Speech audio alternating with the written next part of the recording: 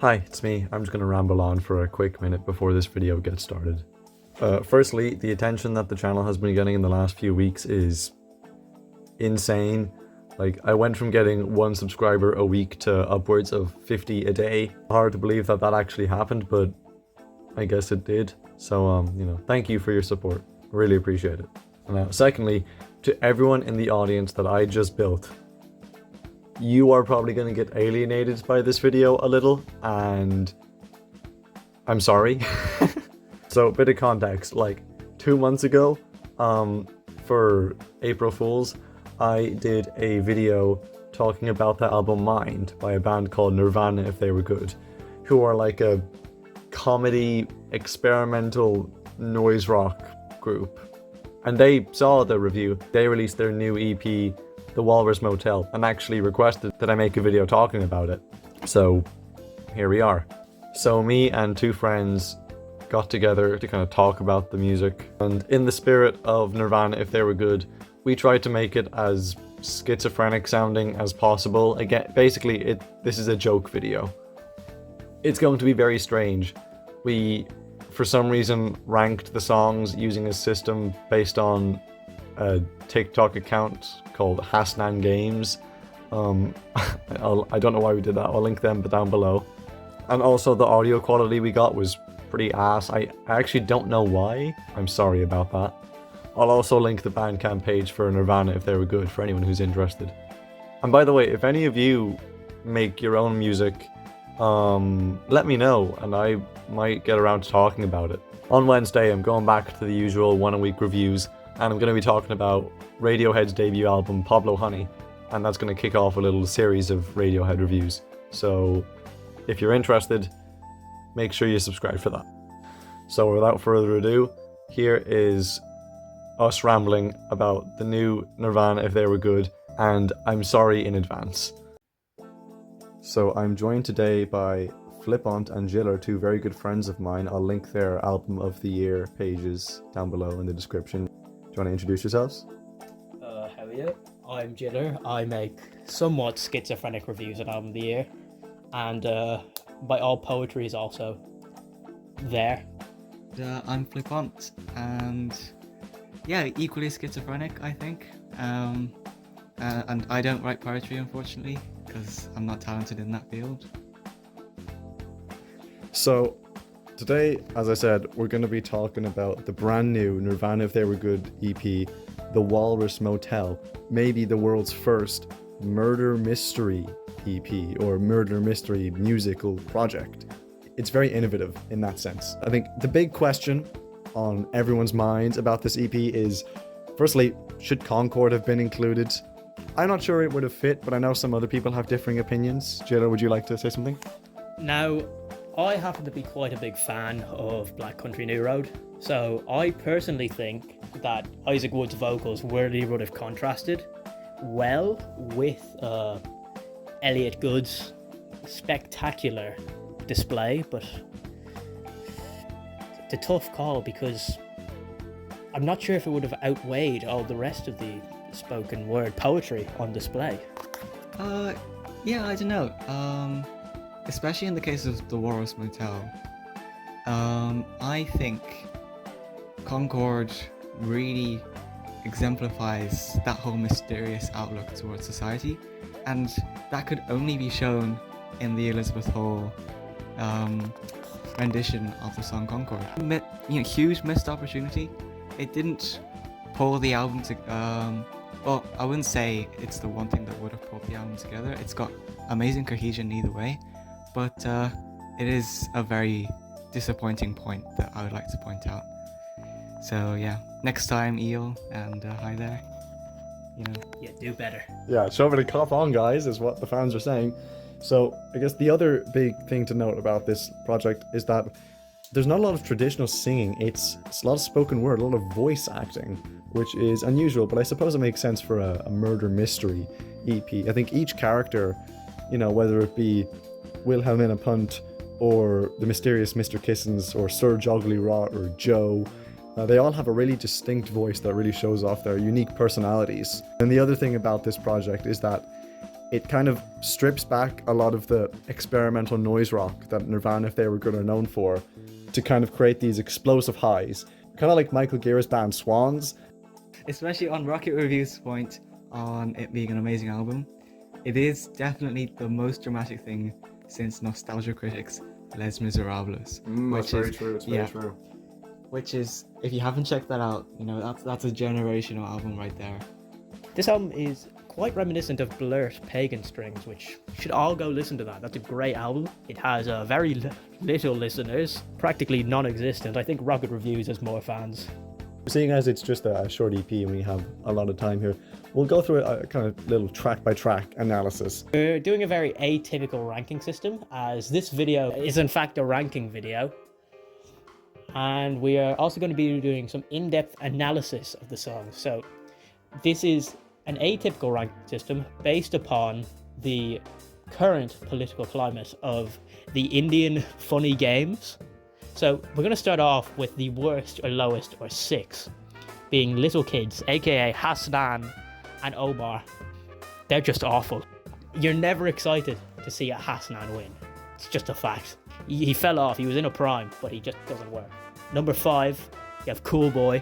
Honestly, Cool Boy's worse than Hasnan, but the other little kids who never win bring Hasnan down. Cool Boy is a pretentious prick who just likes to stand out and be different.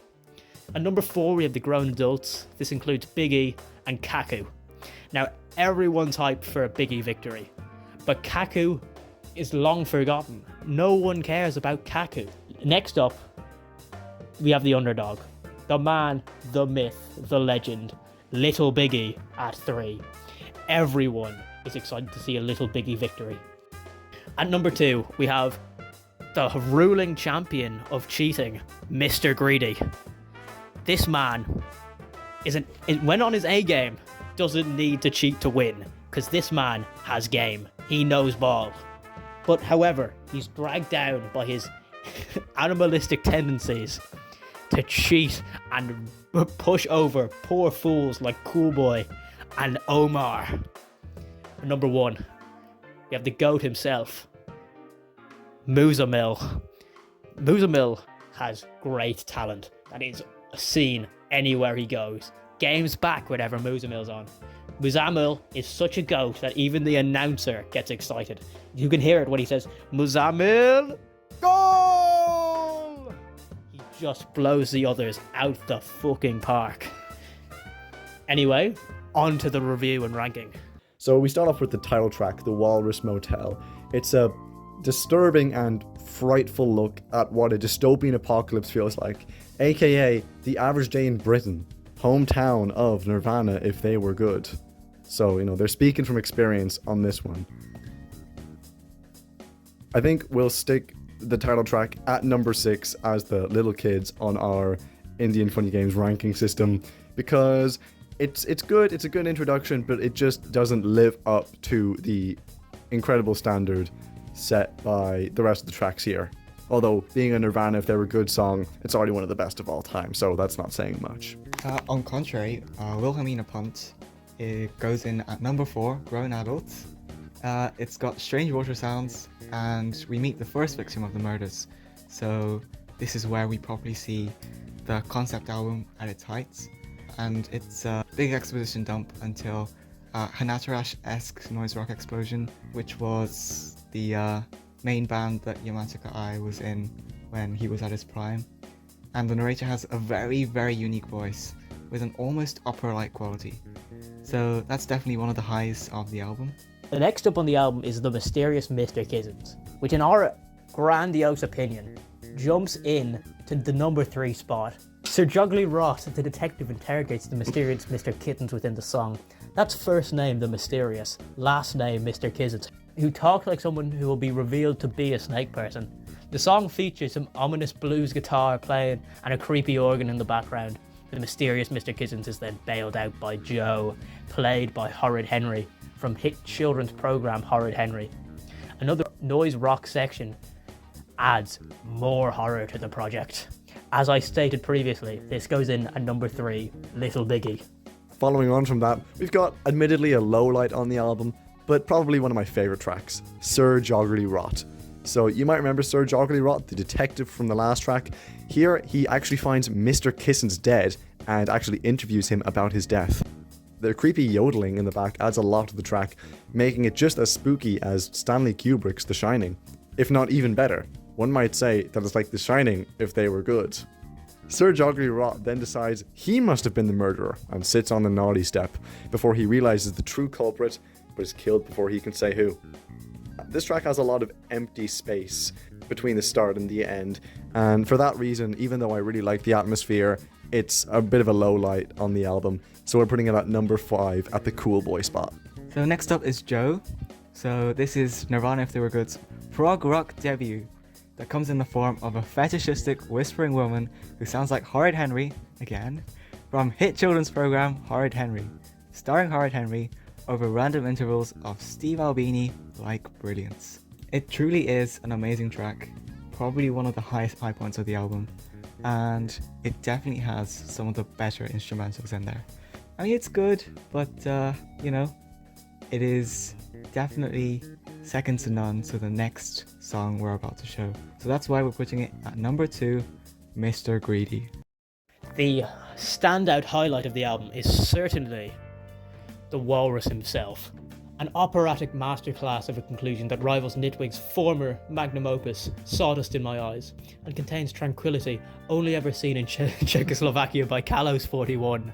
Shout out Kalos41, stop pinging me in your songs. The pling plong piano pling plongs as the narrator, who's the Walrus himself, reveals that he is, in fact, the true killer. Because he's some sort of sick and twisted and evil and dark and sick and twisted and dark and evil and twisted and dark and sick and evil psychopathic cannibal. This song is truly the GOAT. And as many people have uttered before me, and how the legends on walls previously depict the GOAT as Musamil, number 1. Musamil winner! So, for the final verdict, it was alright, I guess. Kind of carried by the fact that it's super innovative and totally amazing and cool, and Nirvana If They Were Good, or NITWG, were already the greatest band of all time. If they recorded this in Elizabeth Hall and if Lewis Evans was on beat, shit would have given me that on God for real fire draw. Yeah, it's an easy 10 from me. Personally, this album to me, it inspires me to be my best self, to be like Musamil, to be like Mr. Greedy, to not aspire to be Hasnan or Omar. This album means so much to me that I in fact don't consider it an album, I consider it an experience. Hashtag Fantano. Easy 10. While Mind had life as a central theme, which I hold dearly to my heart, the Walrus Motel has a central theme of death throughout. Death, the opposite of life, something that always creeps upon us, just like Nirvana If They Were Good. This represents something so much more than a simple EP. This is the final puzzle piece to what was complete, already a masterpiece, which was the Nirvana If They Were Good discography. This is pure art. 10 out of 10. This concludes our very joyous and quite emotional podcast. Remember guys, keep Nirvana If They Were Gooding. Hi, if you're a Nirvana If They Were Good fan, thanks for watching. If you're in Nirvana If They Were Good the band, thank you for making this music. I really liked it. If you are not a fan of the band or not in the band and are only here because I made the video, why did you watch until the end? Why did you do that to yourself? I said it was a joke video. You didn't have to watch it. But yeah, thanks anyway, I guess. As I said earlier, next week, Radiohead, Pablo Honey, make sure you're subscribed, and I'll see you then.